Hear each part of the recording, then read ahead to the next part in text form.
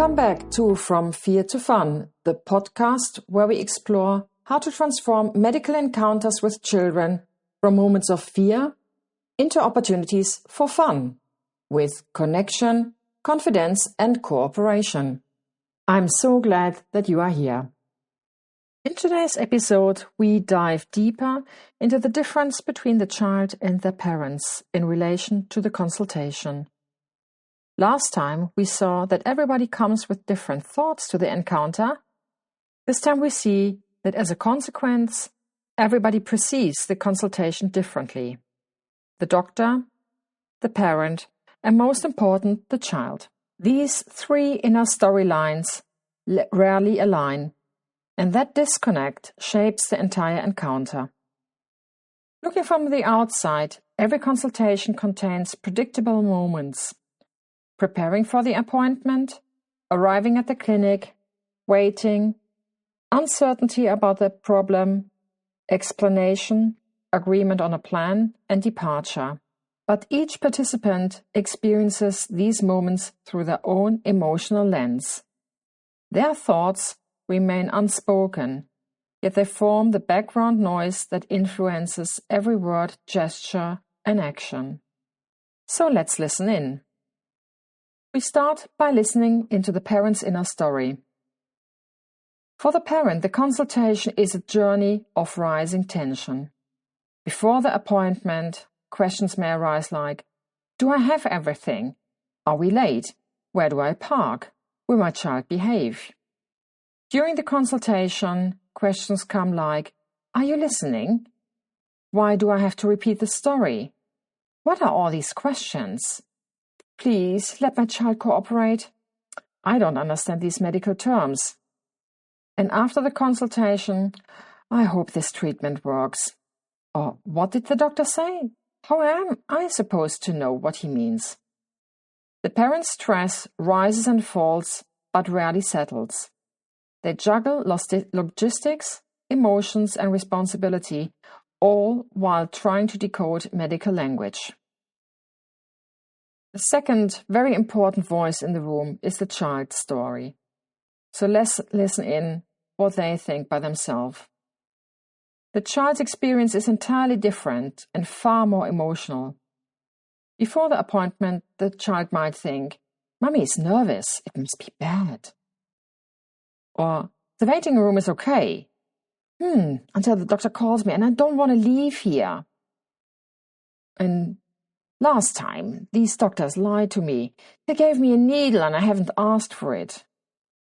During the consultation, the child might think, why are the adults talking forever? Why can't I play? Someone is holding me. I can't escape. Or, is anyone going to rescue me from this doctor? Why are we still here? I'm bored. I want to go. And after the consultation, oh, finally I'm home. I never want to go back. For the child, the consultation is a roller coaster of fear, boredom, confusion, and loss of control.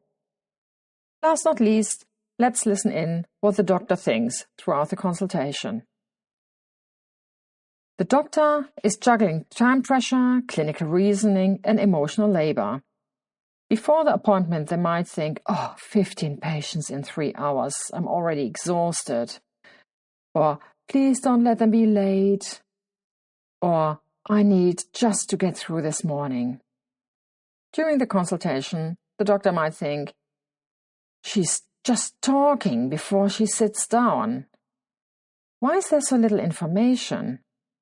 I can't examine the child if they won't stay still. Let me summarize the findings.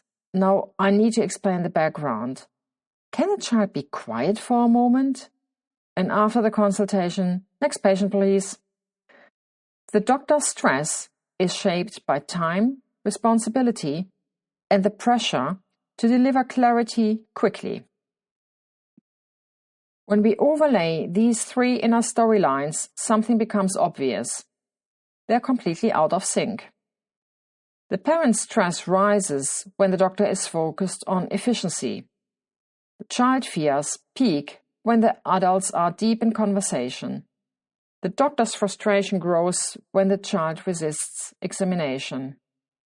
Everyone is living a different emotional reality. Everyone is trying to cope. And everyone believes the others should just understand. This disconnect creates tension, even when nobody says a negative word. Why this matters? The unspoken emotional noise determines whether the encounter becomes traumatic or safe, confrontational or cooperative, overwhelming or empowering. If we want to connect with a child and their parent, we must be open to their inner world, their fears, their expectation, their stress. Because for us, the consultation is routine. For them, it's extraordinary. In a nutshell, every participant experiences the consultation differently.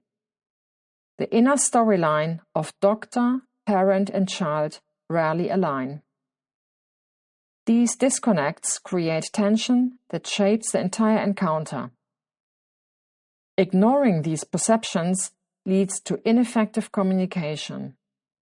Recognizing them opens the door to empathy, connection, and cooperation. When we tune into these hidden storylines, we transform the consultation and help the child and parent to move from fear to fun. Thanks for listening to From Fear to Fun. Next time, we will see when, how, and why doctors transgress personal boundaries and how we can do this safely. Until then, remain curious, offer connection, and keep moving forward from fear to fun.